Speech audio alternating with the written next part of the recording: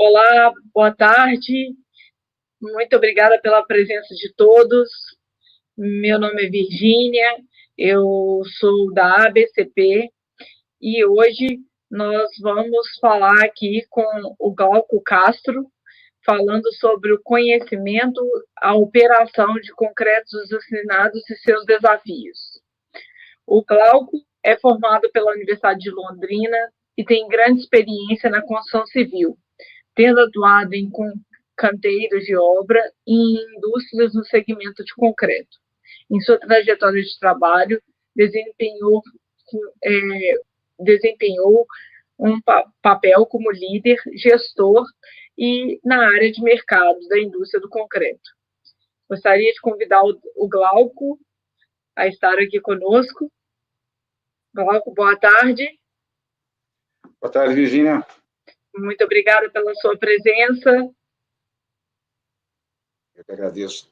E vamos dar início aí à sua palestra. Só queria avisar a todos que as perguntas serão respondidas ao fim da sua palestra, tá, Glauco? E que todos podem ir fazendo as perguntas através do chat, que ao final nós responderemos as mesmas, e que também esse curso estará gravado no YouTube, no canal do YouTube do Todos pela Construção.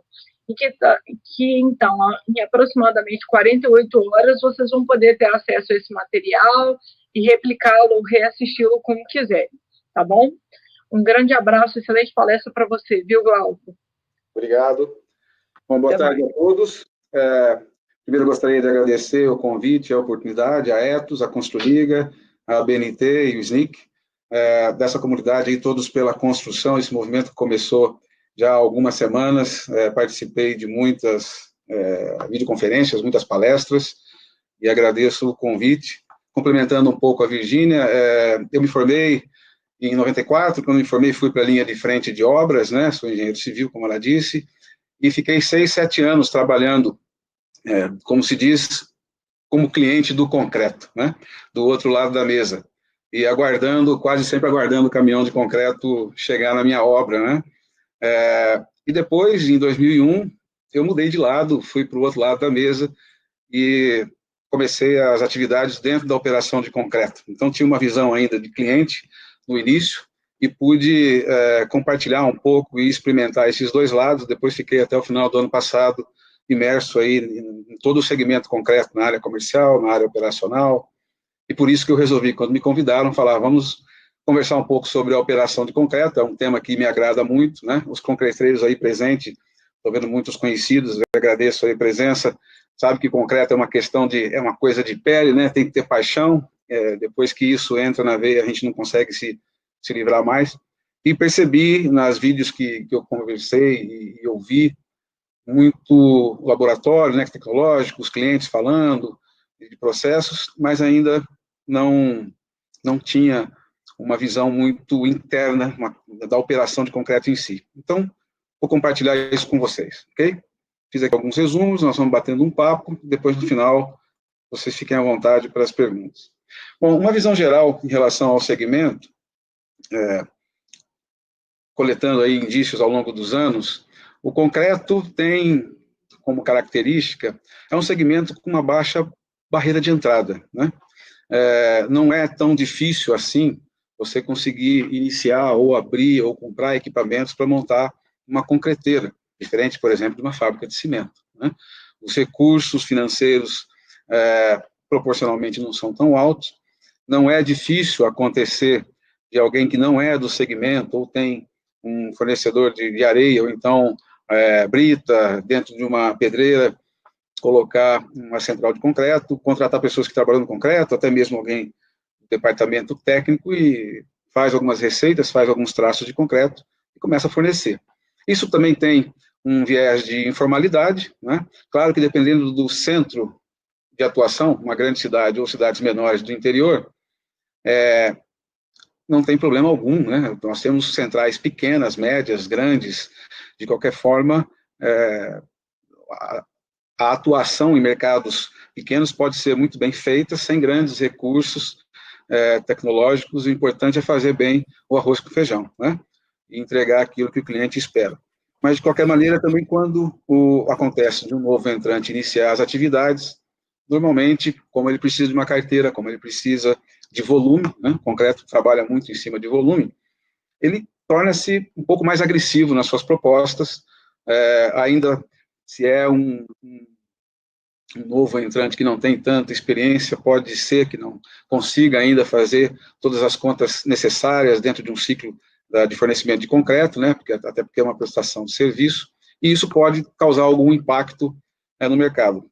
Se é uma atividade bem feita, se é uma concreteira, uma central que vai trabalhar dentro das normas, dentro dos parâmetros legais, eu acho que isso é saudável, né, ao mercado, mas quando tem um pouco de excesso aí dessa informalidade, isso pode prejudicar, né? E clientes adquirindo um produto, comprando, ou seja, fornecedores. Centrais de concreto, preferencialmente, precisam estar próximas aos seus fornecedores, né? Principalmente brita, areia, e isso nem sempre acontece, existem nos grandes centros restrições da onde estão localizadas essas plantas, logística, né? Restrições de horário para poder transportar o material, e isso gera um aumento no custo da matéria-prima que nem sempre consegue ser repassado ou considerado no cálculo de uma margem do concreto. E a central de concreto tem pouco poder de barganha em relação a isso, porque ela está à mercê de alguns fornecedores e tem que se tornar parceira desses fornecedores para conseguir fazer uma boa negociação. E também, se é uma concreteira que tem um nível de qualidade, um filtro, ou ele faz uma análise do material, você também não vai sair adquirindo brita e areia de qualquer lugar, de qualquer um, ok? Existe uma questão legal, principalmente, né, principalmente os fornecedores de areia, ele ter as licenças de operação, e isso pode implicar em algumas sanções que não são bem vistas, ok? Também existem os outros produtos que podem, substitutos, digamos assim, né? O concreto virado em obra ainda é presente demais no nosso país, coletando alguns dados mais recentes. O cimento, basicamente, em torno de 18% do cimento é colocado no mercado através do concreto. E desses 18%, 28% é a penetração do cimento, o que acontece é que mais ou menos 50% sai pelo concreto usinado, vamos dizer assim, ou por alguns canais, e 50% ainda pode ser através de um mercado mais informal, feito em loco. Então, existe um potencial muito grande nos tornarmos mais competitivos, industrializados em relação ao fornecimento de concreto. Virgínia, não sei se você me escuta, mas tem um ruído aí de fundo, se você puder verificar. Eu estou ouvindo, estou vendo o que pode ser. Não é aqui, ok, obrigado. Bom, clientes têm alto poder de negociação, e eu digo isso porque o mercado ainda do concreto é muito sensível a preço. Eu estava ouvindo aqui a palestra do Regatieri, e alguém comentou que no fim o que vale é o real por metro cúbico, aliás, tudo em concreto vira real por metro cúbico, mas de qualquer forma, quando os olhos do executivo comercial do concreto, né, do vendedor de concreto, ainda brilha muito quando aparece uma obra com grande volume, mas nem sempre obras de grande volume, apesar do concreto precisar do volume para poder existir, nem sempre uma obra de grande volume significa uma obra rentável, né? E os clientes, principalmente grandes construtoras, mas quando há algum tipo de fornecimento mais específico ou que precisa de uma solução mais diferenciada, os clientes até entendem que propostas de valor são diferenciadas, mas não normalmente não reconhecem muito para poder pagar o suficiente por elas. E aí, às vezes, boas sugestões, bons produtos desenvolvidos acabam não saindo da prateleira porque não tem como se sustentar financeiramente ou ter uma margem que consiga arcar com toda a cadeia envolvida. Não são leais, coloquei aí, porque realmente, no passado, existia uma necessidade ou até uma prioridade de se ter apenas uma concreteira, né, uma grande obra, principalmente, no interior também trabalhei no interior, mas era uma preferência ter uma concreteira só, um fornecedor só. Em 2008, com aquela demanda muito grande que nós tivemos, uma oferta bem menor do que a demanda, nós as próprias concreteiras, e eu lembro bem, pecamos muito nesse atendimento, né? Não havia caminhão suficiente, não havia matéria-prima suficiente, então você acabou, aconteceu da qualidade do serviço não ficar satisfatória. E os clientes, as grandes construtoras principalmente, começaram a colocar dentro da sua obra ou contratar mais de uma concreteira, até 3, às vezes, concreteiras. Quando são várias frentes, isso não é um complicador, mas quando é uma frente só, você precisa ter um certo cuidado de você não concretar peças ou lajes com mais de um fornecedor, porque pode dar uma diferenciação na coloração do concreto em função do cimento, mas principalmente por patologias que podem acontecer e você depois não conseguir achar o responsável por isso. Se você tem um fornecedor único, ele é o seu parceiro e com certeza você vai saber na porta de quem bater se tiver algum tipo de problema e ele vai estar junto. Se você tem 2 ou 3 fornecedores de concreto numa obra, quando você tem algum problema de resistência, algo assim, isso pode complicar um pouquinho mais, né? Bom, o mercado é muito competitivo, uma pressão por preço sempre, né? Sempre. Eu nunca participei de uma negociação onde, por mais que eu explicasse o potencial daquele produto ou daquele concreto permeável ou alguma solução que a gente pudesse colocar na mesa, os que ouviam educadamente até o final, mas no final perguntava quanto custa e o negócio era real metro cúbico. Então, isso também não ajuda, porque você tem um alto custo de logística, e quando você coloca com um preço que não se desenvolve, e em alguns casos, de alguns concretos, nós estamos vendendo com o mesmo preço de 10 anos atrás, né? Você achata a margem, e achatando a margem, a rentabilidade não vem. Bom, tendências, alguma visão aí muito simples do que, talvez, como que poderíamos caminhar daqui para frente. Acredito que com exigências legais, né, reforçando a legislação, principalmente a questão ambiental, consolide e profissionalize mais esse segmento.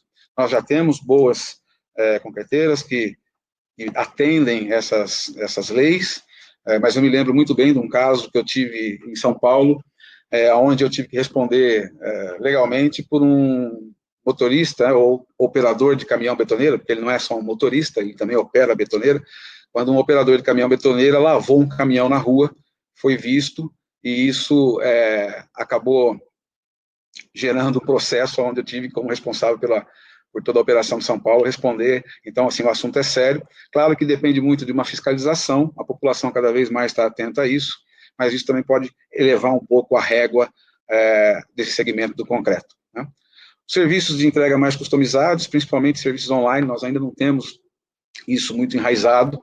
Ao contrário, o próprio segmento da construção civil, né, falamos disso, eu ouvi isso em algumas dessas palestras, mas o concreto também faz parte deste pré-conceito, ou então de ser ainda muito conservador em relação aos seus processos, à sua própria visão, né?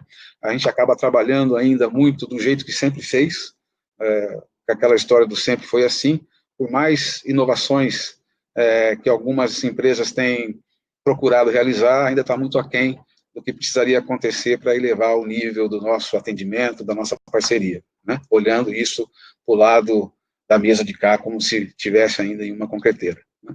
A evolução de uso de concretos especiais, foi muito falado nas palestras do autolensável, e para isso todo um ciclo tem que funcionar muito bem, né? Inclusive o próprio ciclo de fornecimento do concreto. Se você tiver algum tipo de interrupção no fornecimento, você tem um problema grande pela frente, dependendo do tamanho da concretagem que você estava fazendo. Não me esqueço de um exemplo, quando um helicóptero aqui em São Paulo caiu na Marginal Pinheiros, e havia uma central que trabalhava em Santo Amaro, travou a Marginal Pinheiros todo, nós tínhamos lá 5, 6 caminhões parados, um atrás do outro, naquele trânsito, e a solução foi começar a pegar motoboy para levar lá açúcar ou aditivo para jogar e não perder o balão. Então, assim, o concreto é um material perecível e qualquer coisa que fuja da programação normal, ele tem um impacto muito grande.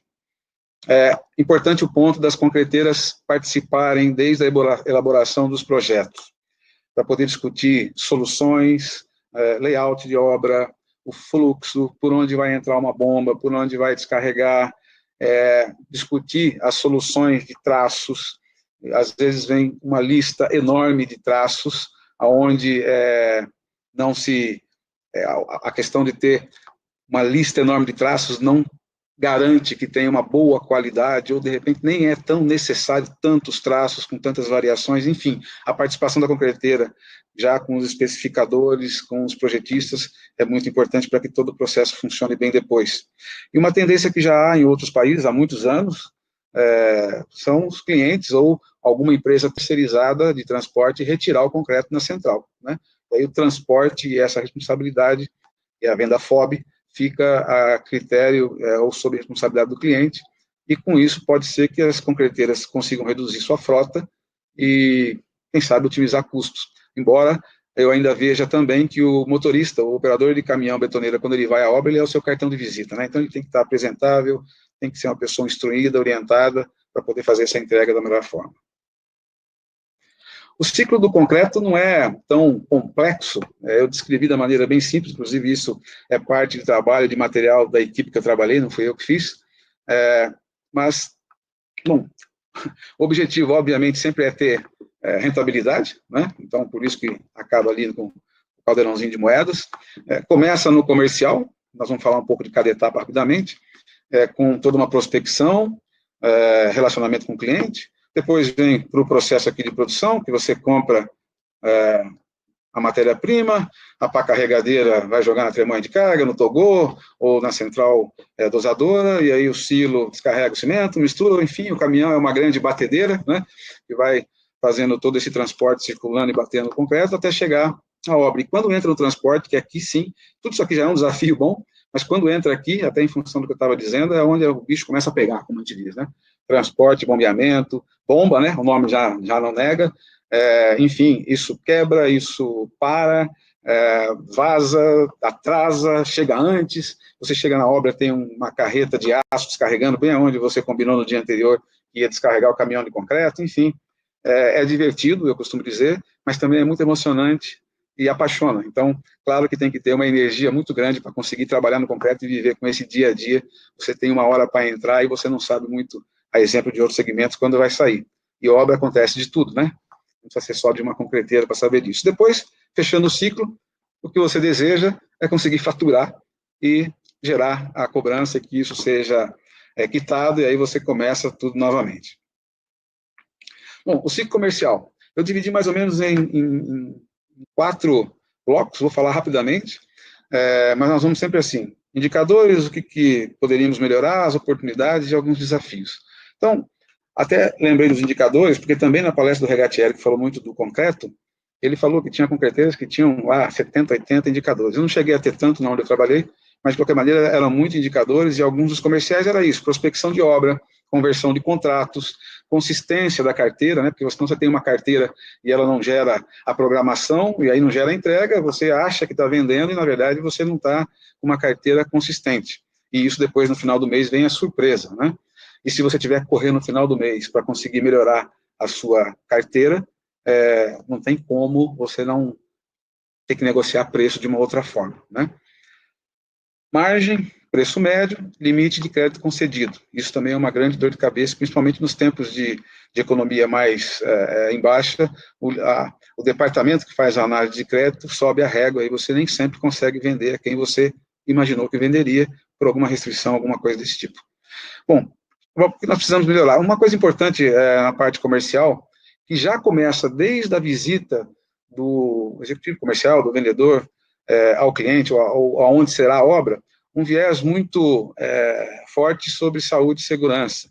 Eu me lembro quando nós tivemos que implementar isso, agradeço aí a lembrança, quando nós tivemos que implementar isso, a mudança que foi na cultura de conseguir fazer, simplesmente, às vezes, usar um capacete, né?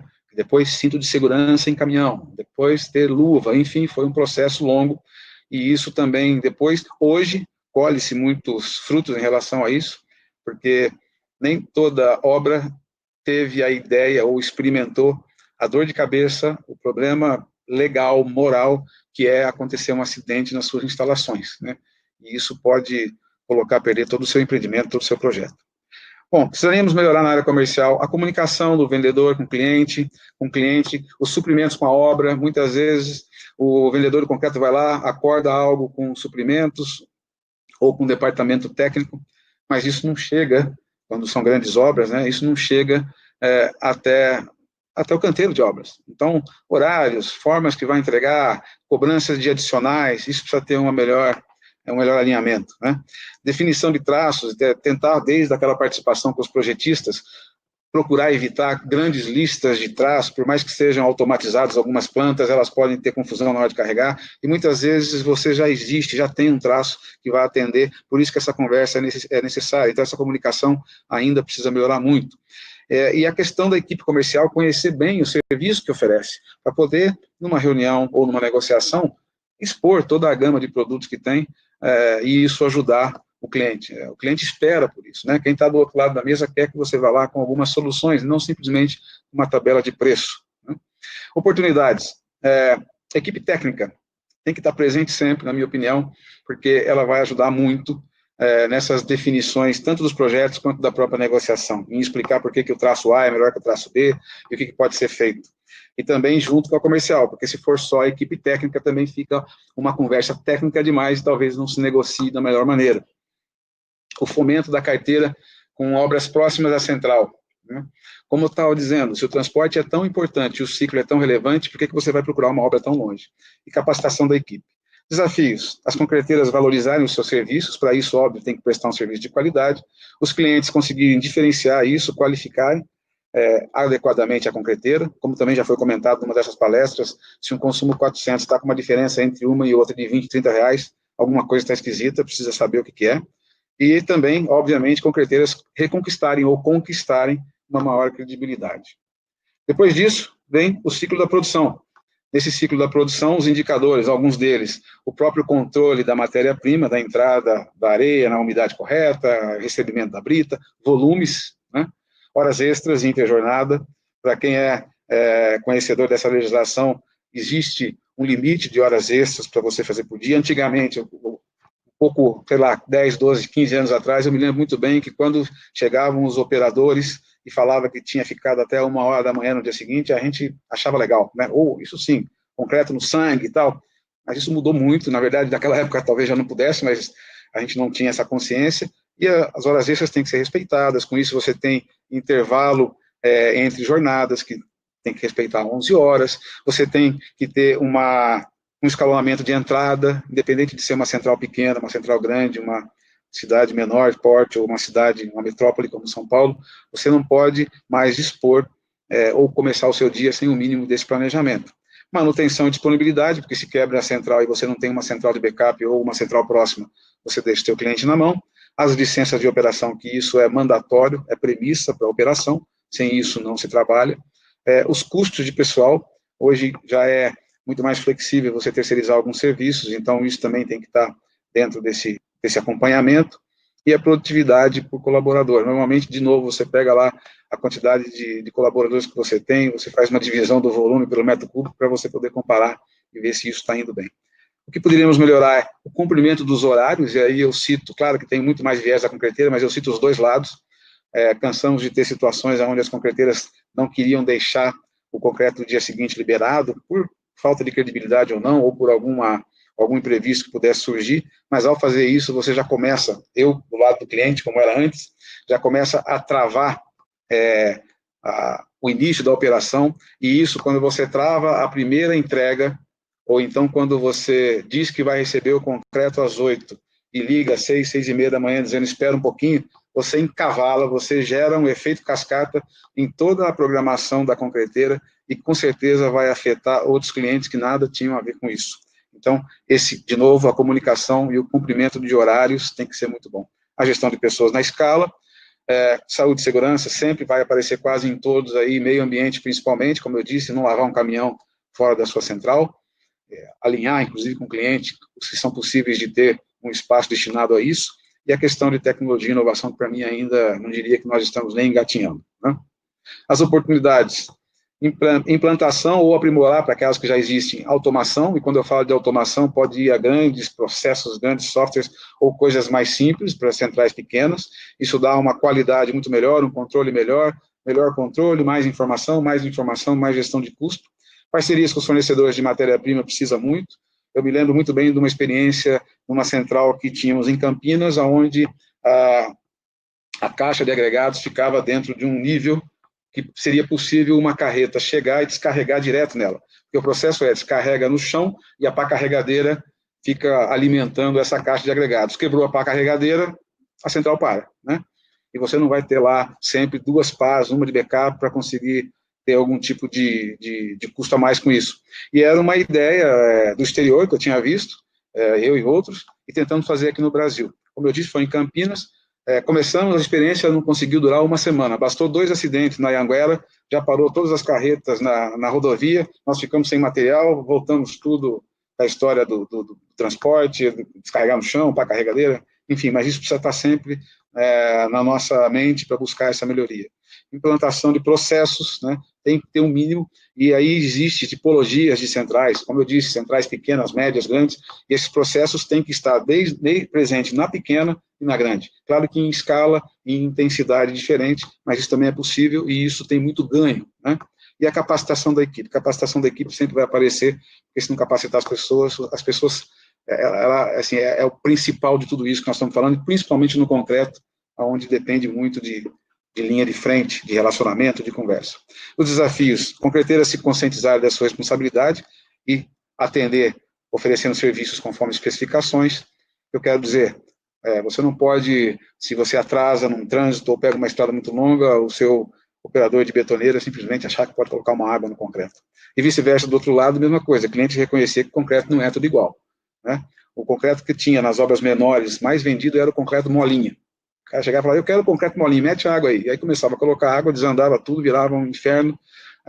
A laje depois fissurava tudo e você não tinha como prestar um suporte disso. Existia todo um processo, um procedimento de você assinar as notas de entrega para dizer que você que estava como cliente autorizando, mas daí entra numa discussão legal, que como que eu vou autorizar ou concordar que um leigo deixe colocar água. Enfim, o ideal é que cada um se conscientize e que não precise chegar a esse ponto de discussão.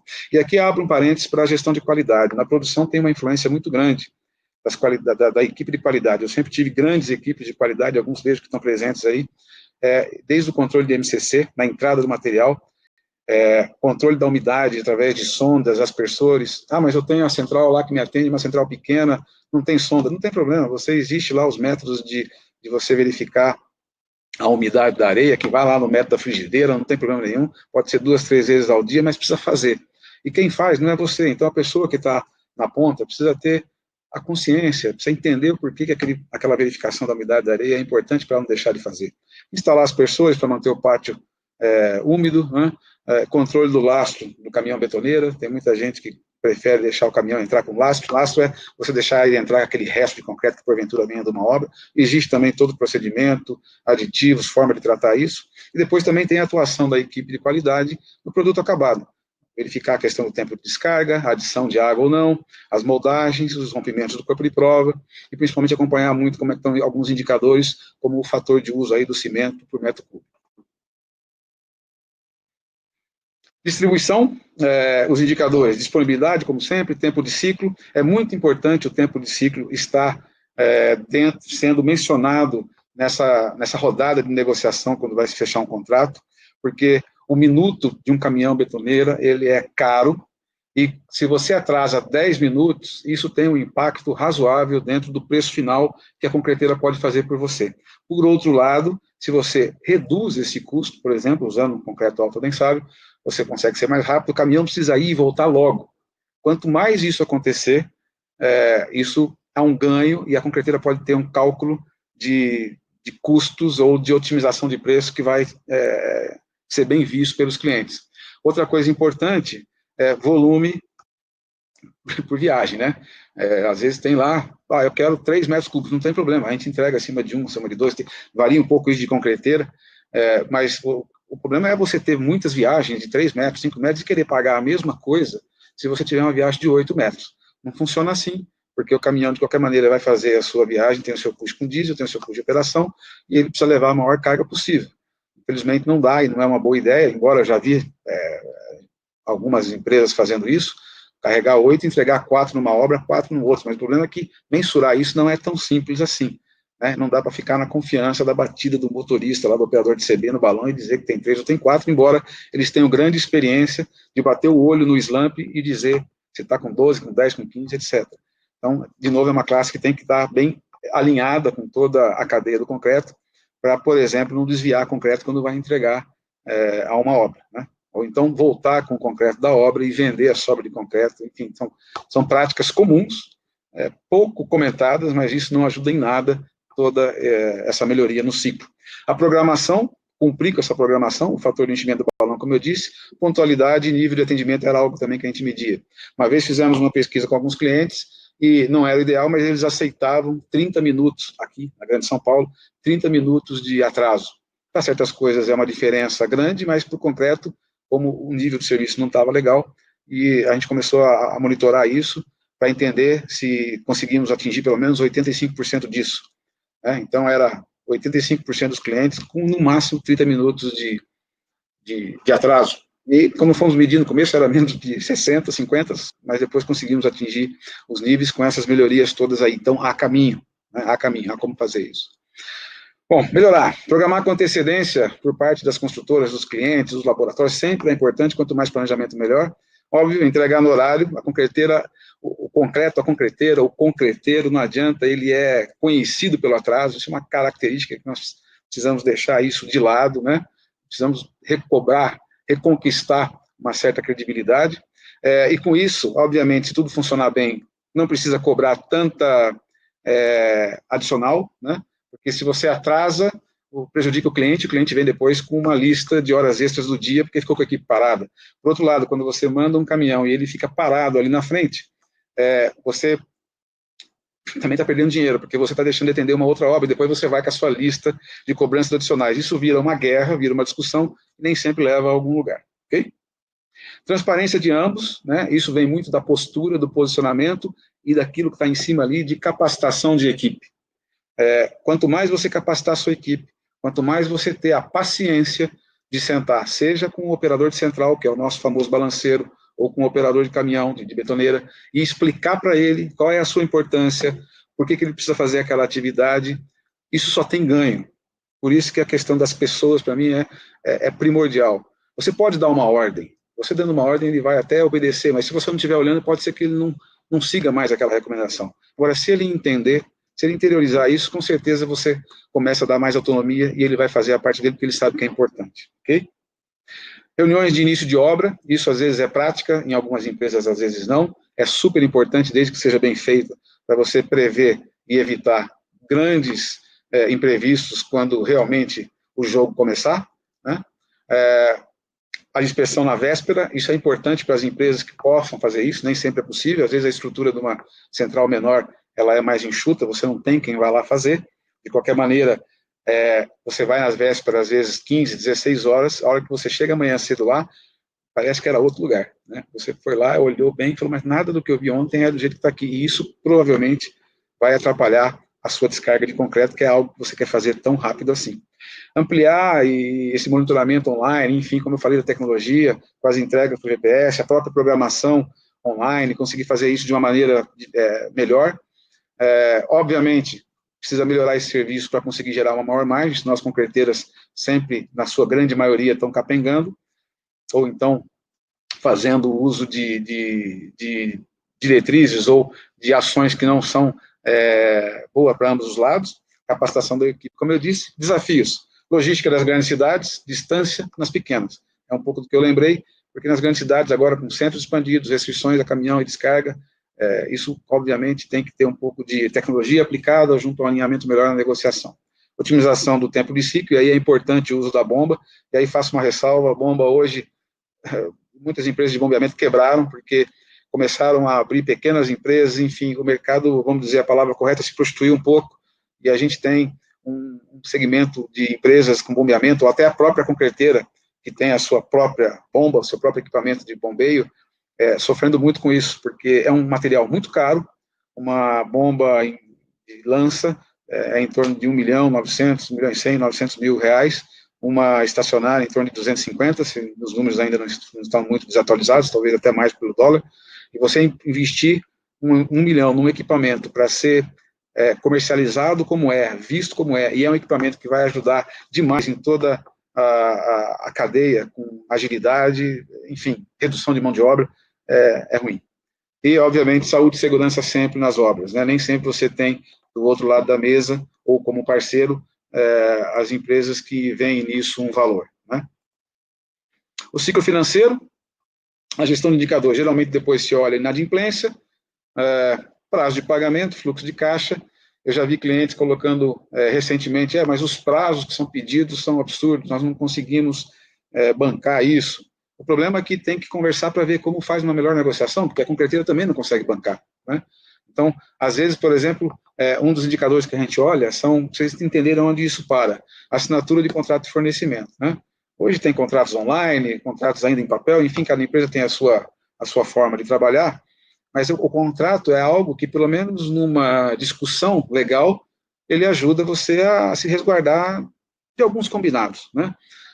Para você poder discutir, inclusive, descontos, ressarcimentos, porque é possível, erros, falhas acontecem, mas se você não tem um contrato de fornecimento assinado, se você não tem esse fluxo azeitado, o problema só aumenta, né? O que precisamos melhorar? A disciplina da equipe comercial, entender que isso é suficiente, aonde não se tenha um contrato, que se tenha um e-mail, enfim, algo que consiga dar respaldo a ambos os lados. Agilidade e flexibilidade nas negociações.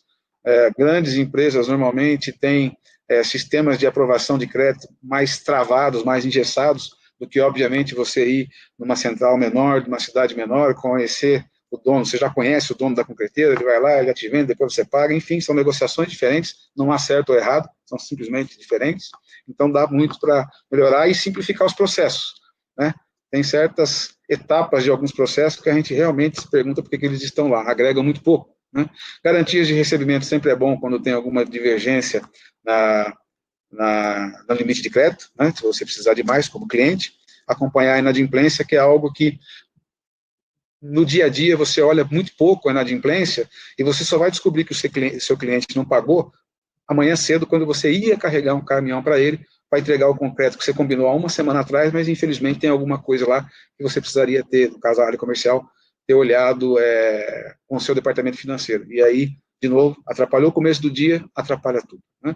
Oportunidades, diversificar a forma de pagamento, disponibilizar serviços online, as análises de crédito, como eu coloquei, permutas, né? Existe muito isso no mercado, algumas empresas conseguem ser mais flexíveis ou não a permutas, e o departamento de crédito conhecer o negócio de concreto.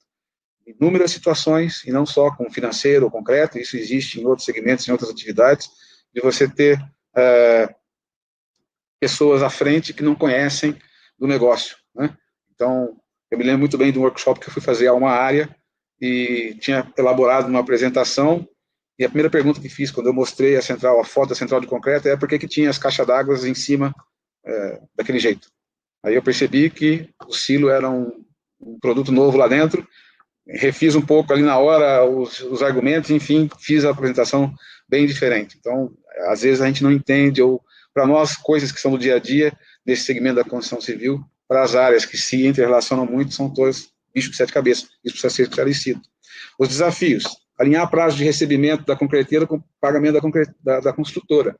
Então, grandes obras, principalmente obras de infra, trabalham com medições, e medições é algo que isso, se demorar demais ou tiver algum entrave, vai complicar. Solução rápida de ocorrências do dia a dia, para não impactar no fluxo de caixa.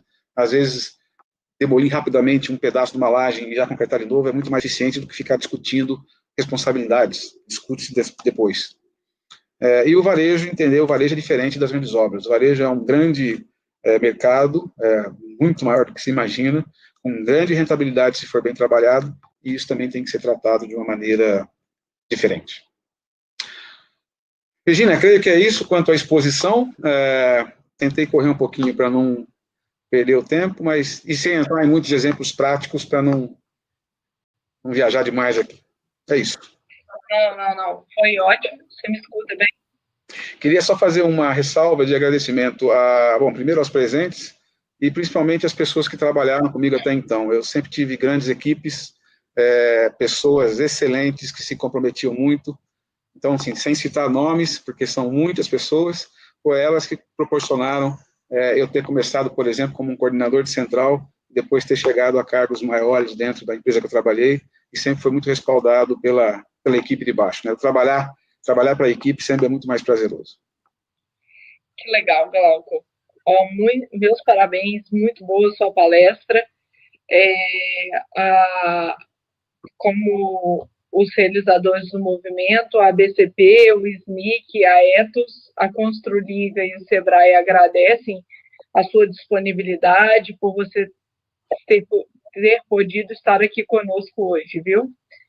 Vamos lá, nós tivemos algumas perguntas, tá, Glauco? Ok. A primeira delas é perguntando um pouco sobre o futuro do mercado do concreto, tendo em vista a baixa valorização por conta das consultoras no produto. Tendo em vista a baixa valorização por conta das construtoras em relação ao produto. Minha visão é a seguinte: cabe sempre a quem está oferecendo valorizar o seu produto, né? Se nós esperarmos que as construtoras, que nem sempre conhecem toda essa cadeia, que nem sempre conhecem a energia que é necessária para conseguir colocar um caminhão de concreto na rua, eles têm os desafios deles nas obras, né? Como eu disse, trabalhei em obra, sei como é que é, e o que eu mais queria era o seguinte: o caminhão tinha que pegar no horário e pagar o menos possível, enfim, não era diferente do que, às vezes, quem fez a pergunta tem a lembrança. Mas, para mim, cabe a responsabilidade das concreteiras mostrar, exigir, mas, principalmente, fazer a sua propaganda de uma maneira genuína, de conseguir dizer o porquê que pode oferecer um produto ou uma prestação de serviço diferenciada e, principalmente, porquê que isso talvez custe um pouco mais, mas isso não é um custo, é um investimento.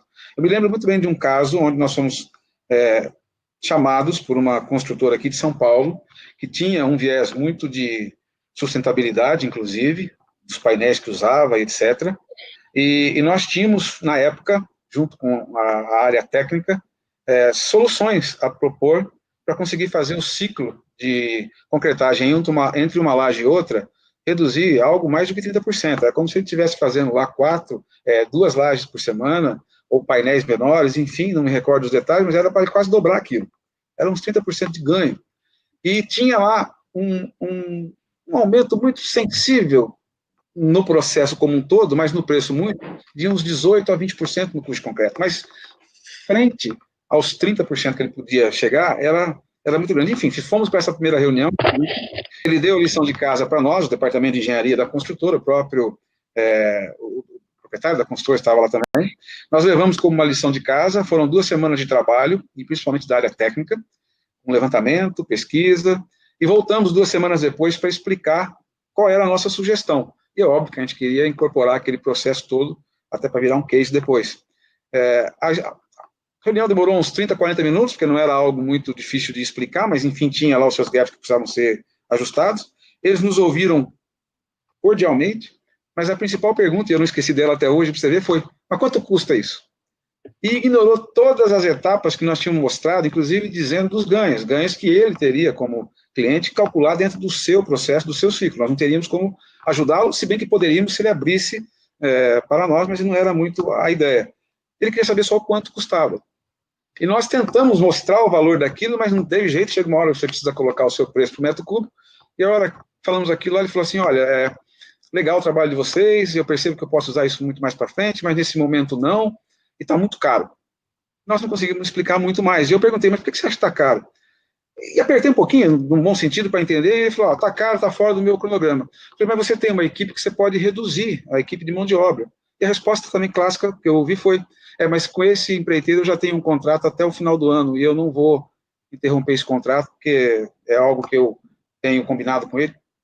Enfim, ok, agradeci, e parou aí a resposta. Nunca mais tivemos uma solicitação dele de melhoria. Então, eu entendo que o desafio da construtora, da concreteira, é mostrar, ter abertura para isso, e principalmente, óbvio, credibilidade, para conseguir mostrar o caminho de como é o futuro do concreto trabalhando juntos, de tudo que pode ser feito e pode ser usado. Na verdade, ser reconhecido pelo seu diferencial, né, Glauco? Exatamente. E assim, esse diferencial, se salvo engano, talvez você me corrija se eu estiver correta, as que atendem também às normas vigentes, né? Porque nós temos hoje uma infinidade de concreteiras e nem todas atingindo, né?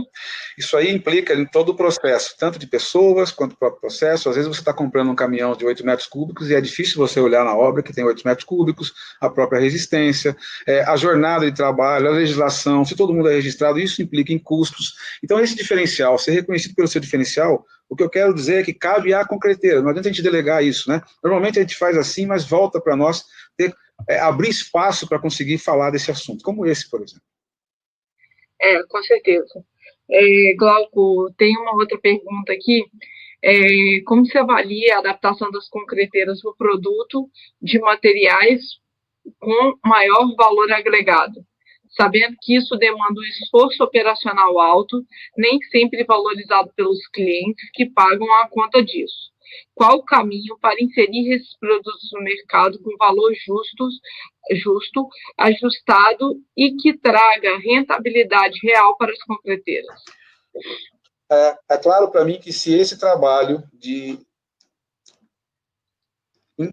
vamos dizer assim, colocar no mercado produtos diferenciados, ou vamos chamar de soluções de concreto, né? As soluções de concreto, porque isso nem sempre só é um produto, pode ser um serviço, isso engloba outros temas.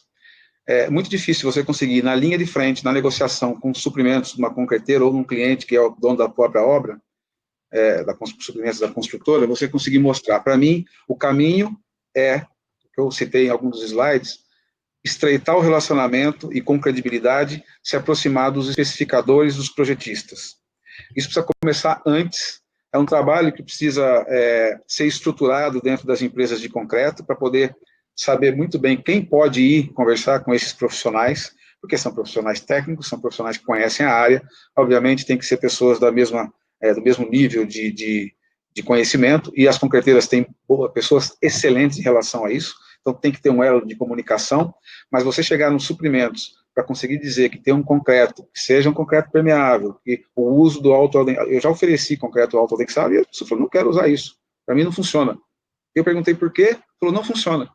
E acaba o diálogo. Então, se você conseguir, lá no início da cadeia, conquistar isso em projeto, eu me lembro de um trabalho muito grande que foi feito uma vez, mas foi mais em relação ao cimento, e especificava no projeto isso, depois de um embasamento técnico muito grande, era meio caminho andado para a gente conseguir mostrar na prática que há, sim, outras formas de se fazer peças, concretagens e obras que não seja o feijão com arroz, embora o feijão com arroz também tem que ser muito bem feito e tem seu valor, e você conseguir mostrar o que é uma solução em concreto, como é que você consegue reduzir um cronograma de obras, o quanto custa uma obra de 2 anos reduzir o seu cronograma em 1 mês e meio, 2 meses, isso tem que ser antes de começar a negociação comercial, na minha visão. Que ótimo. Eu acho que vai muito além, na verdade, só das novas tecnologias, né? Tem até uma pergunta aqui sobre o concreto autoadensável, o concreto permeável, que de certa forma, uma tecnologia nova aqui no Brasil, porque fora do Brasil já é bem utilizada, e você consegue falar um pouquinho dela, porque a pergunta é muito assim, é uma tecnologia nova, é possível de ser utilizada? Existe? Enfim. Ok, existe, fizemos inclusive há 3 anos atrás, é nova, mas mesmo aqui no Brasil a gente já executamos, né, o concreto permeável. Inclusive nós fizemos um trabalho junto com o professor Balbo, da USP, de um acompanhamento, fizemos uma experiência, ele também tinha lá desenvolvido o seu traço, e aí fizemos uma experiência de 2 áreas concretadas, na USP mesmo, aqui em São Paulo, para poder ver, tem todo um material que ele disponibilizou disso, material prático mesmo, filmando lá a água entrando na calçada que nós tínhamos feito, ela caindo num sistema de capacitação, de drenagem. Então, é possível, já existe, e isso já é realizado por mais de uma empresa e com as suas características próprias. O que eu gostaria de destacar também foi uma reunião que eu tive uma vez, uma grande consultora em São Paulo, quando começou esse processo dessa implementação, dessa tentativa comercial de colocar os produtos especiais no mercado, e eu me lembro muito bem, e até por isso que eu fui a professor Balbo para conseguir fazer o trabalho de parceria, que o departamento técnico da construtora me citava a necessidade de ter um percentual da área de projeção do empreendimento como área permeável, né? E, se não me engano, acho que era 20% ou 15%, não me recordo agora, e eles estavam precisando usar áreas de playground para conseguir colocar grama, para cumprir com a legislação municipal. E aí ele falou, Glauco, chove, a criançada está lá no parquinho brincando, vira aquela lama, e aí sobe, eu preciso dar um jeito. Eu falei, cara, tem o concreto permeável que você pode usar em áreas como essa. Mas eu lembro muito bem da pergunta dele. Ele falou, isso está reconhecido e homologado junto à prefeitura, ela reconhece que o concreto permeável é uma área que a gente pode dizer que é permeável, né? E eu me lembro muito bem que isso na época não estava, precisaria me atualizar agora, recentemente, como está, mas acredito que seja igual, e por isso que nós fomos até a USP, falamos com o Balbo, conseguimos começar a dar alguns passos, e depois, por uma questão de procura, ou porque ele tem um valor diferenciado pelo que oferece, geralmente acha-se, não é caro, não quer ouvir o resto da explicação, e isso não andou. Mas, assim, respondendo, existe, a tecnologia está aí, já foi comercializada, tem gente que já usou muito, mas precisa também ter um alinhamento, tanto quanto os projetistas, quanto os órgãos governamentais. Assim, até de antemão, São Paulo já foi incluído na última revisão do plano diretor. Legal. Foi incluído, e porque aqui em BH, nós estamos fazendo um trabalho junto à prefeitura, que está sendo incluído junto ao caderno de encargos, e sendo aprovado junto à Assembleia para ser um trabalho, porque eu não sei se vocês puderam acompanhar aqui várias enchentes, né? Então, é um sistema que está sendo aplicado efetivamente. Vamos lá. Há uma outra pergunta aqui, questionando sobre como as concreteiras elas calculam o traço para atingir a resistência do concreto. E aí, perguntando, é por FCK ou FCJ? Geralmente é por FCK o produto final. Então, quando a gente calcula, inclusive com um certo coeficiente de segurança, né? A gente calcula pelo FCK. Ok. Vende pelo FCK também, né? Também. Qual a sua avaliação sobre a efetiva aplicação da NBR 7212, concreto dosado em central, pelas empresas fornecedoras de concreto? Olha, a norma, teve uma discussão, eu não sou uma pessoa especialista na área técnica, mas pelas discussões que a minha equipe de qualidade lá, que trabalhavam juntos, participava, inclusive das empresas faziam muito uma reunião sobre isso, o ponto, a norma tem que ser sempre questionada. Eu me lembro que quando a gente queria cumprir, vamos passar o impacto prático disso quando a gente ia entregar concreto uma obra ou comercializar um concreto, que foi a pergunta sobre as empresas dosadores de concreto. As que seguem a norma, embora tenha ou não fiscalização, as que seguem a norma, elas levam, por incrível que pareça, em vez de um reconhecimento pelo seu cumprimento, uma certa... Elas saem perdendo, porque o valor do custo que fica, como eu estava dizendo do concreto 400, né, consumo 400, para você fazer segundo a norma, nem sempre você consegue ter um custo competitivo para poder fazer uma negociação a contento. Então, a norma, para mim, é bem vista, mas ela precisa ser prática, revista, e como qualquer lei neste país, ou vale para todos, ou ela precisa ser revisada. Então, acho que o impacto na cadeia do concreto, a norma está alinhada, mas precisa mais fiscalização, ela precisa ser mais seguida para poder dar as mesmas oportunidades a todas as empresas concreteiras. Ótimo. Temos mais uma pergunta aqui, querendo saber a sua opinião sobre a obrigatoriedade da presença de equipes de controle de qualidade concreto de uma central dosadora com certificação do tipo a do IBRACON. Na minha visão, toda certificação ou todo respaldo que se der através de validações IBRACON ou qualquer outro órgão, ela é bem-vinda. As concreteiras que trabalham dentro de um certo processo de qualidade, e eu já vi isso, não na que eu trabalhei, mas em outras, elas prezam em conseguir uma ISO, ou então ter um tipo de regra, mesmo que seja interna, mas em consonância com as próprias normas técnicas, ou com normas do IBRACON, que seja, quando se discute isso. Mas, para mim, não se pode trabalhar ou fazer concreto sem ter uma comunicação do segmento com os órgãos reguladores. Isso, para mim, é inviável, não tem como, e o impacto, se hoje, ainda economicamente, existe alguns resquícios, isso precisa ser ajustado e precisa ter um foco único, um objetivo único nos segmentos. Ótimo. Um outro questionamento que ocorreu aqui é em relação à questão da inovação nas concreteiras. Como você acha que deve caminhar essas inovações dentro da indústria do concreto? Olhando do portão para dentro, automação é algo que melhora muito o seu processo. Então, embora existam, grande maioria das concreteiras ainda não são automatizadas, a automação gera ganho na qualidade, no controle de custo, a dosagem atua de uma outra forma, né? E a escala permite um escalonamento muito maior de entrega, de suportar grandes obras. Então, para mim, a automação é um dos pontos. A própria programação online, se um cliente quer fazer uma programação de concreto, já existe, não é novidade, mas ainda precisa estar muito mais aprimorado para que se tenha a familiaridade do cliente em entrar no computador ou no smartphone para conseguir fazer o contato com a sua central de concreto, e não só sobre o dia da concretagem. Então, acho que isso também ajuda. A questão de instalação de GPS nos caminhões, um pouco do portão para fora, para ter um monitoramento e um acompanhamento disso.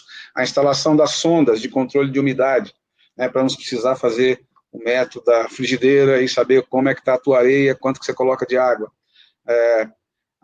Os aspersores que a gente tem nos pátios, isso não é uma inovação, é só uma questão prática, mas nem isso, às vezes, a gente vê nas centrais de concreto.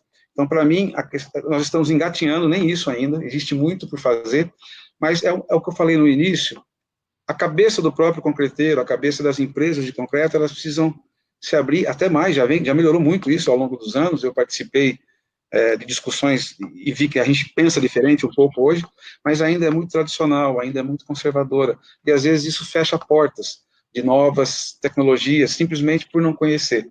Então, acho que nós temos aí um longo caminho ainda pela frente para que essa tecnologia e inovação ainda faça diferença na operação. Entendido. Mas, assim, aí, complementando a pergunta, você vê, por exemplo, que até mesmo, porque isso diminui o custo de operação da concreteira, e ela se torna mais competitiva. Mesmo assim, é uma resistência à implantação da inovação?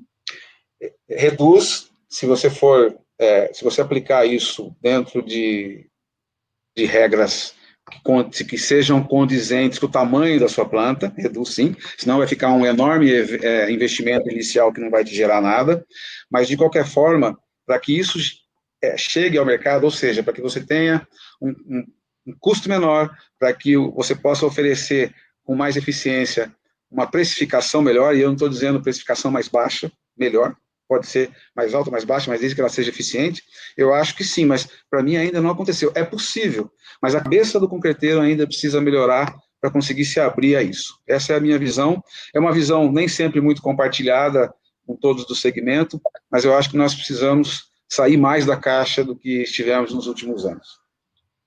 Não, ótimo, muito obrigada. Vamos para a última pergunta, Glauco, visto o andar do tempo aí. Okay. É comum as concreteiras terem um treinamento junto às suas equipes, junto aos seus colaboradores? Não é prática em massa, mas sim, é comum. Existem muitas empresas estruturadas que treinam, sim, os seus profissionais, área técnica, área operacional, e os da linha de frente, os operadores de caminhão-betoneira. Isso precisa melhorar, até porque pela minha crença, pelo que eu vejo valor, as pessoas bem mais instruídas e capacitadas têm muito mais a colaborar e vão fazer o seu trabalho sem precisar de grandes processos para fiscalizarem, mas isso também precisa intensificar muito. Acredito que até da minha chamada do humanizado, é justamente isso, focar nas pessoas para conseguir melhoria de processos, inclusive mais rentabilidade. Algumas fazem, mas ainda também há um longo caminho pela frente. Eu vejo o segmento do concreto ainda com um grande potencial de crescimento, um grande potencial de melhoria de mão de obra, e não menos, a única coisa que eu não vejo no concreto menos é paixão e essa conquista que tem das pessoas de quando trabalhar no concreto, se dedicarem tanto assim e ter uma energia tão alta. Ok. Muito obrigada, Glauco. Excelente palestra. Acabou que eu te fiz muitas perguntas, né? E acredito que algumas eu não consegui traduzir aqui, eu tentei compilar algumas para a gente conseguir responder todas. Então, se você se dispor, acredito que os seus contatos são aí, quem necessitar, através deles, se possível. Sem problema algum, me coloco à disposição. Na minha tela ali tinha o telefone, o e-mail, enfim, totalmente aberto a conversar, continuar a conversa e responder perguntas posteriormente. Não tem problema algum. Eu que agradeço aí a oportunidade de falar sobre concreto, que é algo que que eu gosto tanto. É ótimo ouvir um apaixonado pelo concreto. Excelente. Muito obrigada, Glauco. Muito obrigada a todos. Esse foi mais um curso do movimento Todos pela Construção. É um movimento realizado pela ABCP, pelo SNIC, Eto Soluções, Construliga e Sebrae. Lembrando que todos os cursos realizados por esse movimento estão disponíveis no YouTube do Todos pela Construção, no canal do YouTube, então, que essa palestra em si, ela possivelmente estará disponível daqui 48 horas. Aí poderão replicar para outros também, se você precisar também, Glauco, você pode pegar o link lá e repassar para os seus pares, tá bom? Excelente, muito obrigado. Excelente palestra, muito obrigada, uma boa tarde. Ok, boa tarde, até mais. Até mais.